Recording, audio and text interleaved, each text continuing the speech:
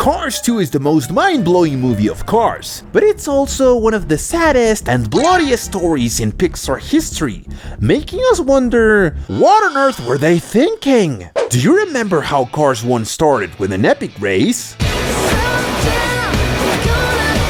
Well, none of that matters here, because the movie starts with a strange video about spies. Finn, my comm has been compromised. Everything's gone pear-shaped. Just from a James Bond car to emerge from the shadows. His name is Finn McMissile, and he's a one-man army, because this guy can climb walls, swing like Spider-Man, and walk above and below water. He's also equipped with a bunch of lethal weapons and gadgets in pure Batman style. But his spy skills aren't the best in the world, because the fool gets stuck on top of the bad guys, and he witnesses one of the most sadistic scenes in the movie. Remember the car from the video that appeared at the beginning of the movie? Well, in this scene, they practically showed us how it was smashed into pieces, and its remains were joined together in a cube. What kind of scene is this for kids? So, Finn McMissile, for being a peeping Tom, ended up all traumatized, and that's why the bad guys discovered him. But despite all the trauma, he manages to escape, but is pursued by some of Professor Zed's henchmen. And the one who had the worst luck was Gremlin, as this car gives us one of the most explicit deaths in the Cars movie. By chasing after McMissile, Gremlin skids thanks to a stream of oil spilled by Finn, causing him to lose control and fall straight into the ocean. But darn friends, we can perfectly see how everything is smashed to pieces and its parts float in the water. Is this 1,000 ways to die, or what happened? Do not attempt to try any of the actions depicted. You will die. Death is everywhere. Most of us try to avoid it. Others can't get out of its way.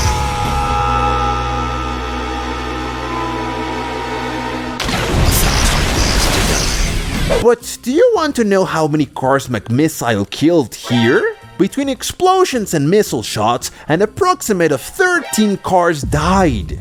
In the first movie, nobody died, and here, just in 5 minutes, we already had 13 murders, not counting the already occurred death of Doc Hudson. And then we return to normality, because we return to the same little town, where we see Mater giving a beating to a car that's supposed to be helping. We even see sparks flying. This would be the equivalent of being dragged along the pavement while bleeding out. And the first thing we see after this scene is a piston cup with a Hudson Hornet, confirming that Doug was dead. This movie is one tragedy after another without stopping. McQueen and Mater are having a good time, until the lighting says he wants to have a romantic night with Sally. And there begins the weirdest character development a car can have, because Mater starts to get toxic. Well, he's not gonna share his daddy Lightning's attention. He sneaks into Lighting and Sally's dinner as a waiter, and there they see on the news a somewhat crude story for a Cars movie, because they present us with the story of a millionaire car that survived a long time in the jungle, and that's the first time we see a car dying. It's totally dehydrated, panting, full of leaves, malnourished, and with trembling tires. He would have almost died right there. But finally a character appears who leaves serious matters aside and puts the focus back on racing. Francesco! A car that claims to be the fastest car, and that was probably true, but Francesco is upset with Lighty McQueen, and on national television he says he's faster than him, and Mater gets really mad, because they're talking about his body. And like a good lady defending her territory, he calls Francesco and asks him to shut his trap. And McQueen joins the discussion, because he sees that Francesco is warming up Sally's exhaust. And then I wonder, how did we go from the topic of racing to spies and then to a soap opera? Lightning McQueen would not have a chance against Francesco. McQueen could drive circles around you. I lost the race because of you. This is exactly why I don't bring you along to these things. I don't need your help. I don't want your help. Hey, there he is!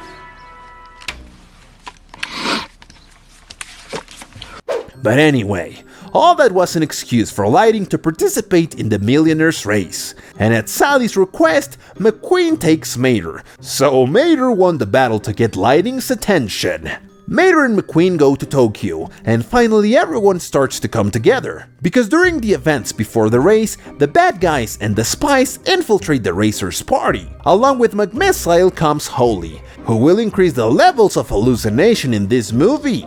But things start to get really intense there, because after Mater makes a fool of himself at the party by eating a bowl of pure wasabi, everyone sees him urinating in public, and McQueen punishes him by sending him to the bathroom, where they put water up his rear. And by accident, he crosses paths with a spy who was going to give information to McMissile and Holly. And there the movie starts with extreme brutality, because the bathroom spy is brutally bitten by the bad guys. It's no longer a car dented by accidents, now we see a car totally battered by others. But the spy leaves the information to Mater, again in his rear, and Holly thinks Mater is the spy, something that doesn't make any sense. But anyway, she makes him a somewhat suggestive proposal. Listen, we should find somewhere more private.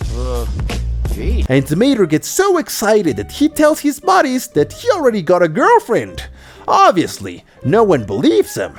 And then comes the most sadistic scene in the whole movie, because not even the Narcos series dare to do so much. The spy car that was beaten up is taken to the bad guy's lair, where they torture him graphically to extract information, and unintentionally ends up betraying Mater. And what did they do? They made him explode from the inside with the reaction of allyl fuel. This is no longer Cars, my friends.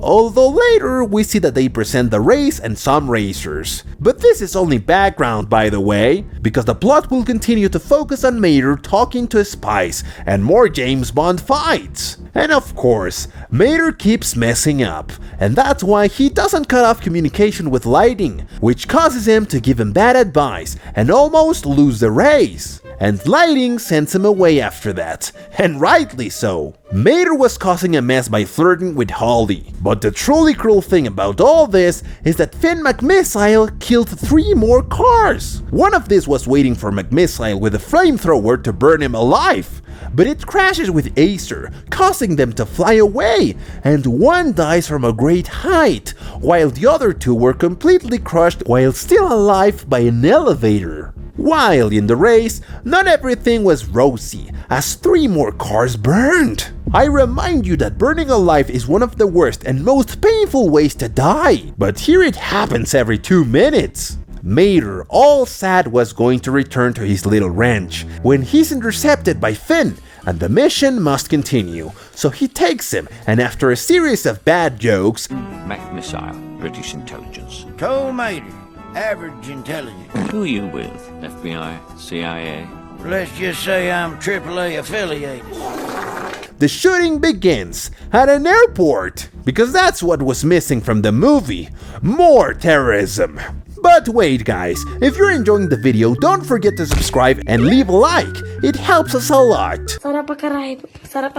Okay, thank you. Mater reunites with Holly, and he tries to flirt with her again, but he also gives useful information. So they travel to Paris and come across a lady without eyes, and also a lame car. And the car that doesn't walk well gives them the information they need, and off they go to Italy, where of course there will be mobsters, even Luigi's uncle, who gives Lighting some advice. The best advice of his life: don't get into the business or you'll end up in a bag.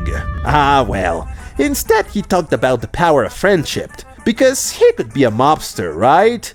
But instead he watched all the seasons of My Little Pony. Mater is put in a disguise to infiltrate the bad guys' meeting, because once again we'll have a background race. One where they make a real carnage, because they continue to blow up competitors, which causes a major accident that leaves many injured. In fact, only McQueen and Francesco survive. The others are fried while running and end up crashing in a brutal way. Finn is captured and Holly is cornered, and Mater was self-conscious because they told him he pretended to be dumb very well. Know about this, Finn. What if I screw things up? Impossible. Just apply apply the same level of dedication you've been using to play the fuck, and you'll be fine. Which made him distracted, and everyone found out he was wearing a disguise, so he did the only thing left: start another shootout! Although nobody died here, and Mater managed to escape for a while, just so he wouldn't be kidnapped again. And they put him to sleep with a gas that surely endangered his health and is also banned in 7 countries, because it also makes Mater go on an astral trip where he realizes something. He's not pretending to be dumb. He is! Mater and the spies wake up in the Big Ben, ready to die in the cruelest way possible, being crushed by the mechanism of a giant clock. And besides, Mater has to watch his friend Lighting being executed. And yes, this is still rated A for all ages. Mater escapes with the help of his machine guns and goes in search of his buddy Lightning, who for some reason they couldn't explode.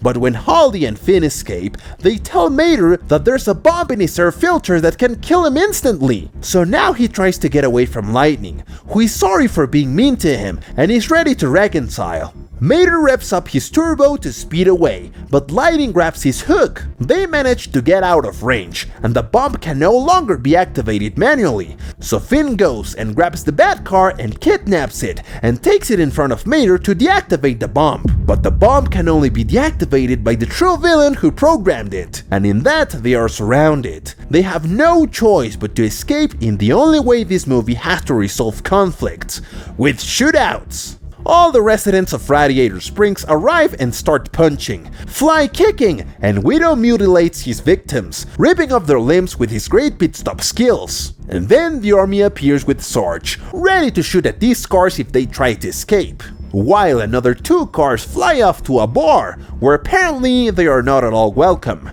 and possibly ended up lifeless after the beating they received. Mater and Lighting escape to where the high officials are, because he learned to commit terrorism, so he presents himself with a bomb in front of the Queen of England and the millionaire who organized the whole mess. And there Mater reveals how the millionaire is the real villain, and he endangered the life of all the cars there, but the millionaire has no choice but to deactivate the bomb. Mater is named a knight, and suddenly we're back in Radiator Springs, where Mater is finishing telling the story that could perfectly have been made up. Holly appears to say she's Mater's girlfriend, and they organize a race on the little ranch where all the competitors go, even Francesco. And that's how this sad and mind-blowing story of Mater ends, which is never mentioned again in the 3rd movie, making us believe that none of this actually happened. That's how this movie ends, in which approximately 30 cars died, between fires and explosions, being crushed, dismembered, and any cruel death you can imagine. And you?